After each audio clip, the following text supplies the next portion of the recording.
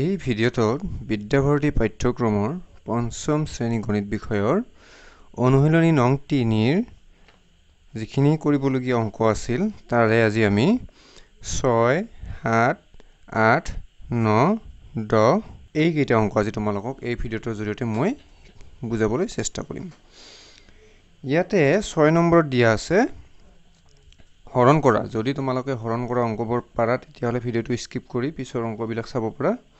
আৰু যদি তোমালোকে বুজি পোৱা নাই তেতিয়াহ'লে ভিডিঅ'টো প্ৰথমৰ পৰা চাবা। নম্বৰত কি দিয়া আছে 3146ক 78ৰে হৰণ কৰিব দিছে।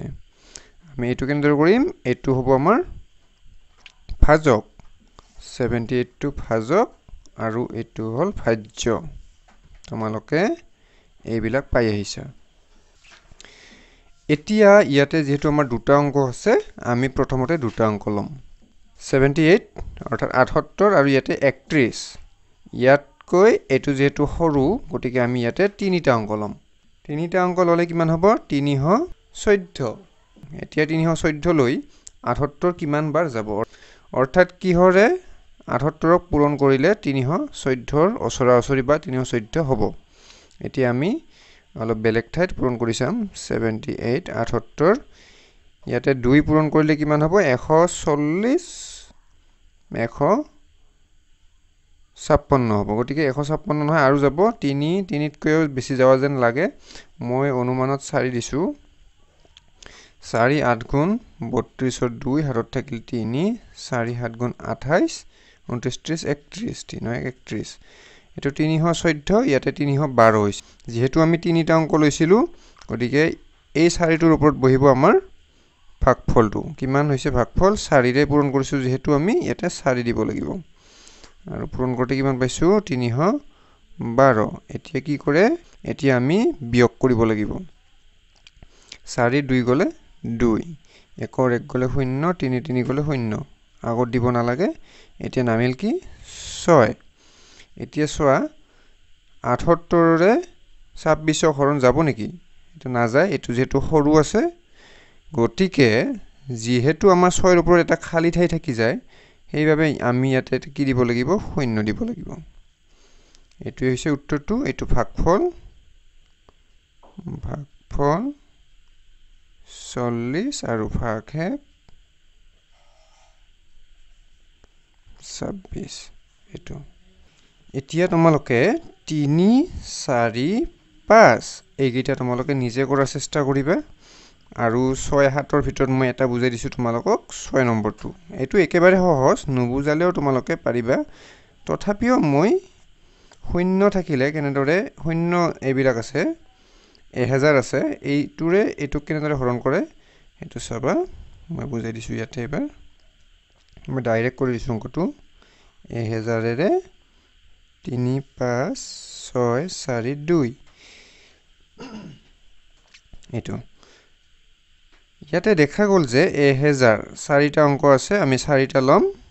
এইটো 3000 হ'ব। এইটো 1000 গতিকে 3 বাৰ যাব আৰু 4টা অংকৰ ওপৰত বহিব 3000 1000 গুণ 3000। তাৰপিছত আগত বিয়োগ কৰিব লাগিব 4 6 5। তাৰপিছত 2 নামিল। এতিয়া কিমান হ'ল? 5600। এতিয়া 5 বাৰ যাব 5000। এইটো কি হ'ব? বাকী ৰ'ব ভাগশেষ হ'ব। এইটো ভাগফল লিখি দিবা আৰু এইটো ভাগশেষ লিখি দিবা। বুজি পাইছা? এতিয়া 7 নম্বৰটো চাবা।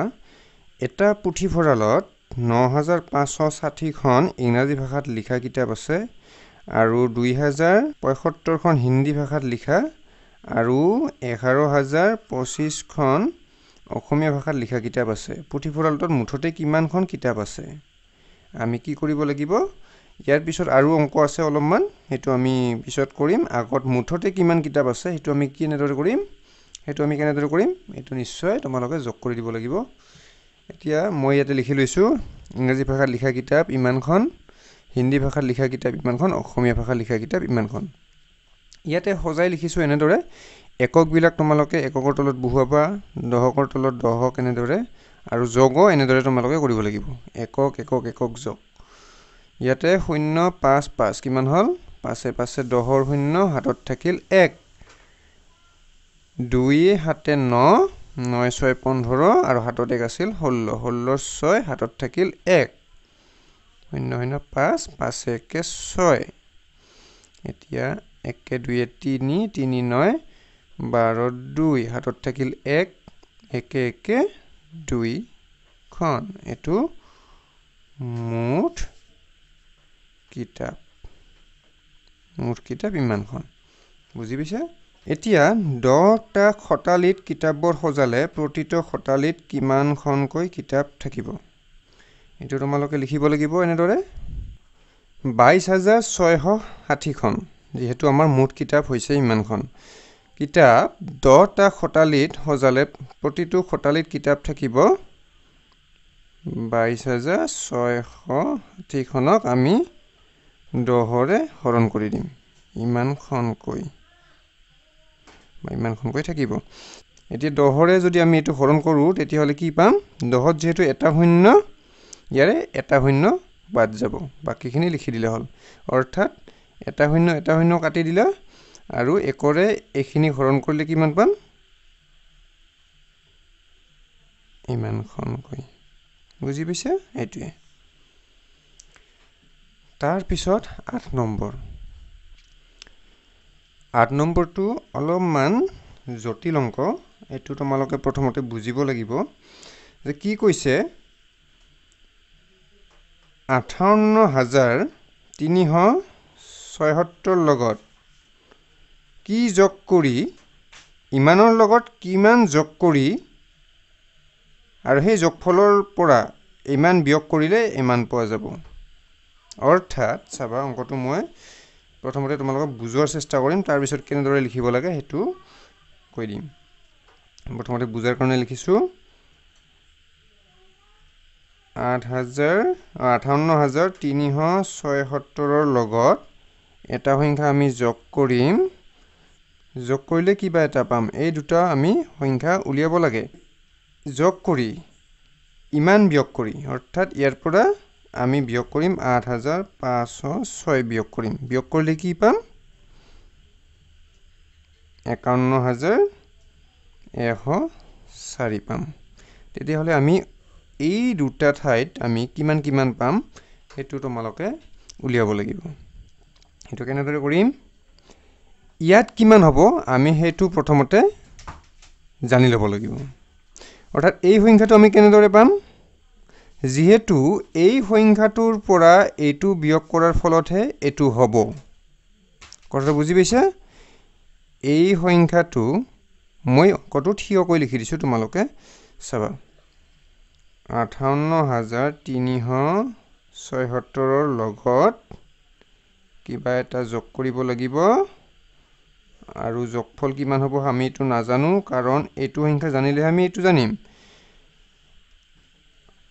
ইয়াৰ পৰা এটো বিয়োগ কৰিব লাগিব 8506 এটো বিয়োগ কৰিব লাগিব বিয়োগ কৰিলে কি পাম আমি 51104 পাম এতিয়া মই কৈছো অলপ আগতে যে এটো সংখ্যা কিমান হ'ব যেহেতু এটো সংখ্যাৰ পৰা এটো বিয়োগ কৰিলে এটো পাম তেতিয়া হলে এটো সংখ্যা ডাঙৰ হ'ব নিশ্চয় এটোৰ পৰা হে এটো বিয়োগ কৰিলে এটো পাম গতিকে এই সংখ্যাটো পাবলৈ হলে আমি এই দুটা যোগ কৰি ল'ব লাগিব বুজি পাইছা এটো সংখ্যা পাবলৈ হলে আমি এই দুটা যোগ কৰিব লাগিব তেতিয়া হলে এটোৰ লগত 8506 আমি প্ৰথমতে যোগ কৰি লম যোগ কৰিলে কিমান হ'ব 6 4 10 0 হাতত থাকিল 1 0 0 1 5 1 6 8 1 9 আৰু 5 এটো পালো কিমান পালো ইমান পালো এতিয়া এইটো আৰু এইটো যোগ কৰিলে এইটো হয় কথাটো মন দি শুনিবা এটোৰ লগত এটো যোগ কৰিলে এটো হয় অৰ্থাৎ কোনটো ডাঙৰ হ'ব এটো ডাঙৰ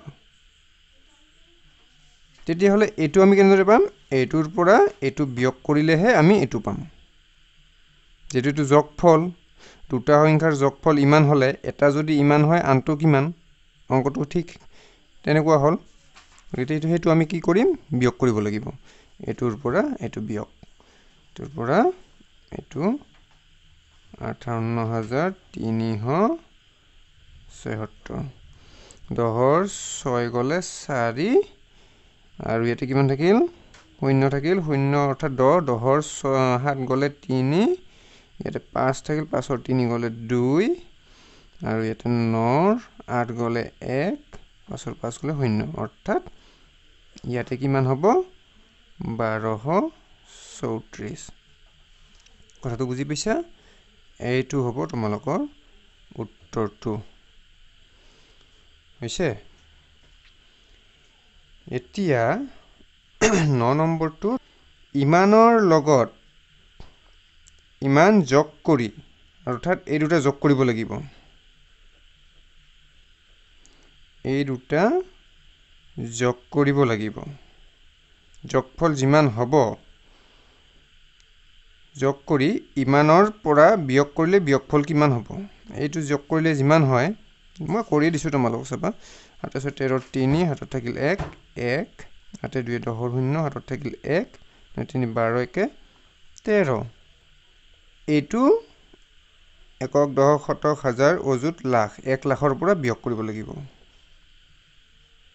একক দশক শতক হাজাৰ অযুত লাখ এই বিয়োগ কৰিলে কি কৰিব লাগিব এককৰ তলত একক 3 টো ইয়াতে 1 0 3 1 এটো বিয়োগ কৰা 10ৰ 3 গলে 7 9ৰ 1 গলে 8 ইয়াতে থাকিল 9 0 9 9ৰ 3 গলে 6 আৰু 9ৰ 1 গলে 8 হৈছে এইটো ভিডিওটো বহুত দীঘলীয়া হৈ গ'ল